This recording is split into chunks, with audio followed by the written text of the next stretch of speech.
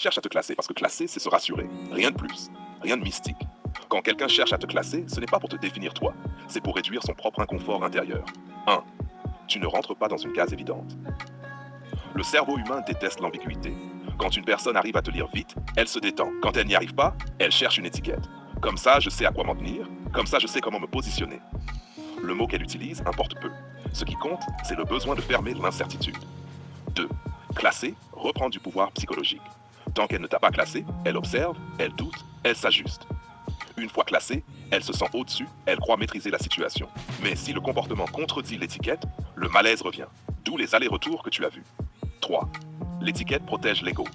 Si elle ressent quelque chose qu'elle n'avait pas prévu, le classement permet de se dire, open quote, ce n'est pas moi qui suis troublé, c'est lui qui est X. Close quote. C'est un mécanisme banal de défense. Ça évite de se poser des questions sur soi. 4. Pourquoi toi en particulier? Parce que tu n'as pas cherché à plaire, cherché à t'expliquer, cherché à entrer dans son jeu.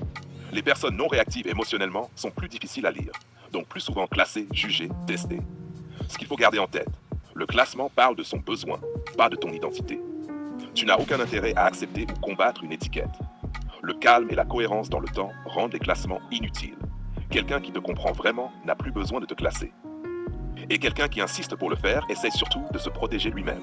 De quoi elle se protège? Et contre quoi? De ce que ça lui fait ressentir, pas de toi en tant que personne. Plus précisément, elle se protège de 3 choses très classiques. 1. De la perte de contrôle intérieur. Tu as déclenché quelque chose qu'elle n'avait ni prévu ni décidé. Quand une personne ressent sans avoir choisi, observe sans pouvoir maîtriser et toucher sans comprendre pourquoi, ça crée une faille de contrôle. Classer, éviter, ignorer, dénigrer, ce sont des tentatives pour refermer cette faille. 2. D'une remise en question d'elle-même. Si elle admet intérieurement, open quote, il m'attire, m'intrigue, me déstabilise, close quote, alors elle doit aussi faire face à ses valeurs, sa situation, son image, son choix passé ou présent. C'est inconfortable. Donc, elle déplace le problème sur toi en te définissant. 3. Du regard des autres, réel ou imaginé. Même sans public réel, beaucoup de gens portent un tribunal intérieur.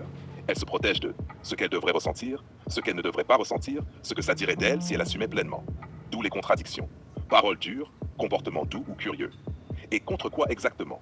Contre l'attirance non maîtrisée, l'ambiguïté émotionnelle, la possibilité que tu ne sois pas classable ni contrôlable. Le point clé pour toi, tu n'es ni la cause ni la solution à ce conflit. C'est son travail intérieur. La seule chose qui maintient l'équilibre sain, c'est ce que tu fais déjà. Rester calme, rester cohérent, ne pas chercher à forcer une issue. Quand quelqu'un se protège autant, ce n'est pas parce que l'autre est dangereux, c'est parce que ce qu'il fait ressentir l'est pour son équilibre intérieur.